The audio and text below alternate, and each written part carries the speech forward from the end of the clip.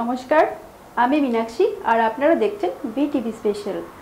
আজ আমরা যে বিষয় নিয়ে আলোচনা করব সেটা হচ্ছে বাঙালি হিন্দুদের এক অন্যতম উৎসব চড়ক পূজা।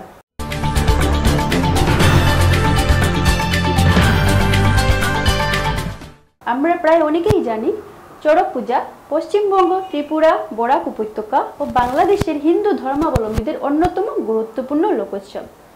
চৈত্রের শেষ দিনে এ পূজা অনুষ্ঠিত হয় এবং বৈশাখের প্রথম 2-3 দিন ব্যাপী চড়ক পূজার উৎসব চলে। এটি চৈত্র মাসে পালিত হিন্দু দেবতা শিবের গাজন উৎসবের একটি অঙ্গ। এই উৎসবকে কেন্দ্র করে বিভিন্ন স্থানে মেলা বসে, যা চড়ক সংক্রান্তির মেলা নামে অভিহিত। চলুন আজ জেনে নেই এই চড়ক পূজার আরও কিছু তথ্য। চড়ক পূজা চৈত্র সংক্রান্তিতে অর্থাৎ চৈত্র মাসের শেষ দিবসে পালিত হয়। এ পূজার বিশেষ অঙ্গের নাম নীল পূজা। পূজার আগের দিন চড়ক গাছটিকে ধুয়ে মুছে পরিষ্কার করা হয়। এতে জল ভরা একটি পাত্রে শিবের প্রতীক শিবলিঙ্গ বা সিঁদুর মথিত লম্বা কাঠের তক্তা, যা শিবের পাঠা নামে পরিচিত, রাখা হয়, যা পূজারীদের কাছে বুড়ো শিব নামে পরিচিত। পতিত ব্রাহ্মণ এ পূজার পুরোহিতের দায়িত্ব পালন করেন। পূজার বিশেষ বিশেষ অঙ্গ হল কুমিরের পূজা, জ্বলন্ত অঙারের উপর হাঁটা, কাঁটা বা ছুরির উপর লাফানো, বান ফোড়া, শিবের বিয়ে, অগ্নিনৃত্য, চড়ক গাছে দোলা এবং দানো বাড়ানো বা হাজরা পূজা করা। গম্ভীরা পূজা বা শিবের গাজন চড়ক পূজারই রকমফের। এইসব পূজার মূলে রয়েছে ভূত প্রেত ও পুনর্জন্মবাদের উপর বিশ্বাস।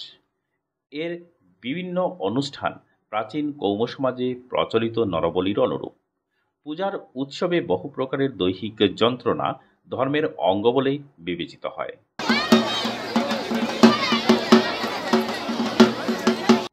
চড়ক গাছে ভক্ত বা সন্ন্যাসীকে লোহার হুড়কা দিয়ে চাকার সঙ্গে বেঁধে দ্রুতবেগে ঘোরানো হয়। তার পিঠে, হাতে, পায়ে, জিহ্বায় এবং শরীরের অন্যান্য অঙ্গে বাণশলাকা বিদ্ধ করা হয়। কখনো কখনো জ্বলন্ত লোহার শলাকা তার গায়ে ফুঁড়ে দেওয়া হয়। 1883 খ্রিস্টাব্দে ব্রিটিশ সরকার আইন করে এর নিয়ম বন্ধ করলেও কিছু কিছু গ্রামের সাধারণ লোকের মধ্যে এখনও তা প্রচলিত আছে। জনশ্রুতি রয়েছে 1485 খ্রিস্টাব্দে সুন্দরানন্দ ঠাকুর নামের এক রাজা চড়ক পূজা প্রথম শুরু করেন। লিঙ্গ পুরাণ, বৃহৎ ধর্মপুরাণ এবং ব্রহ্মবৈবর্ত পুরাণে চৈত্র মাসে শিবারাধনার প্রসঙ্গে নৃত্য গীতাদি উৎসবের উল্লেখ থাকলেও চড়ক পূজার উল্লেখ নেই। পূর্ণ পঞ্চদশ-ষোড়শ শতাব্দীতে রচিত গোবিন্দানন্দের বর্ষ ক্রিয়া কৌমুদী ও রঘুনন্দনের তিথিতত্ত্বেও এ পূজার উল্লেখ পাওয়া যায় না। তবে পশুপাত সম্প্রদায়ের মধ্যে প্রাচীনকালে এ উৎসব প্রচলিত ছিল। উচ্চস্তরের লোকদের মধ্যে এ অনুষ্ঠানের প্রচলন খুব প্রাচীন নয়। কথিত আছে এই দিনে শিব উপাসক বানরাজা দ্বারকাধীশ কৃষ্ণের সঙ্গে যুদ্ধে ক্ষতবিক্ষত হয়ে মহাদেবের প্রীতি উৎপাদন করে অমরত্ব লাভের আশঙ্কায় ভক্তিসূচক নৃত্য গীতাদি ও নিজ গাত্র রক্ত দ্বারা শিবকে তুষ্ট করে অভীষ্ট সিদ্ধ করেন। সেই স্মৃতিতে শৈব সম্প্রদায় এই দিনে শিবপ্রীতির জন্য উৎসব করে থাকেন। চড়ক পূজায় বিশেষ বৈশিষ্ট্য, ভক্তের পিঠে লোহার হুক বা বর্শি লাগিয়ে গাছে ঝুলিয়ে দেওয়া হয়। হুক লাগানো অবস্থায় ঘুরতে থাকে ভক্ত। ঘোরা শেষ হলে রক্ত বা কাটা চিহ্ন মিলিয়ে যায়।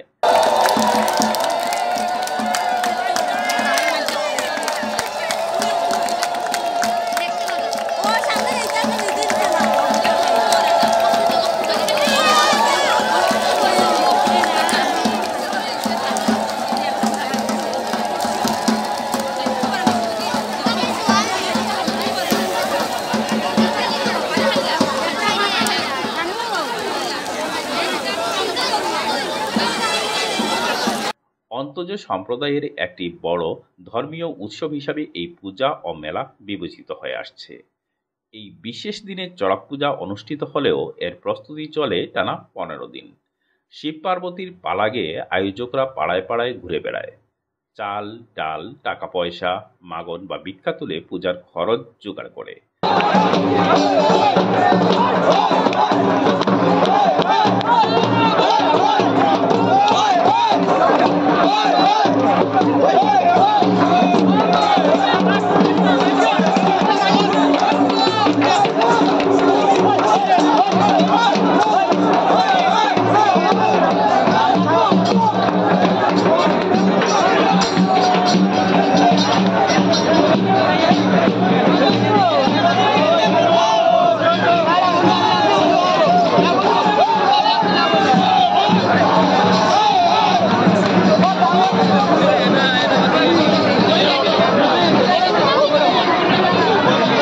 চড়ক পূজাকে ঘিরে এই উৎসব উপভোগে ধর্ম বর্ণ নির্বিশেষে অগণিত শিশু, নারী ও পুরুষের সমাগম ঘটে। শিব পার্বতীর বা হরগৌরীর পালা উৎসব অন্তর্জ শ্রেণীর মধ্যে দেখা গেলেও এটি আবহমান বাংলার একটি পরিচিত উৎসব। ভারতের মহারাষ্ট্রের বাগড় উৎসব, সিকিম, ভুটানের চড়ক, শ্রীলঙ্কার টুক্কুম, অন্ধ্রপ্রদেশের শিরিমনু উৎসব কিংবা মেক্সিকোতে অনুষ্ঠিত প্রাচীন ডান্স ডে লো ভোলাডোরাস উৎসব বাংলার গাজন উৎসবের বা চড়ক পূজার অনুরূপ। উক্ত উৎসব বা অনুষ্ঠানগুলোতে পবিত্র গাছে ভক্ত বা অনুষ্ঠানকারীকে বেঁধে দ্রুতবেগে ঘোরানো হয়। চলুন দেখে নেওয়া যাক এই বিশেষ পূজার কিছু দৃশ্য।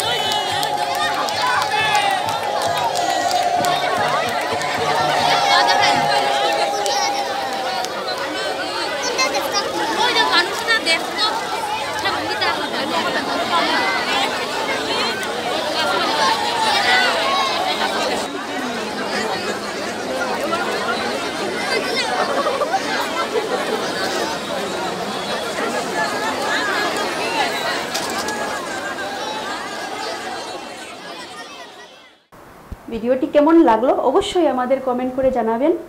লাইক, শেয়ার ও কমেন্ট অবশ্যই করবেন। আজ এ পর্যন্তই। ভালো থাকুন, সুস্থ থাকুন আর দেখতে থাকুন ভিটিভি। নমস্কার।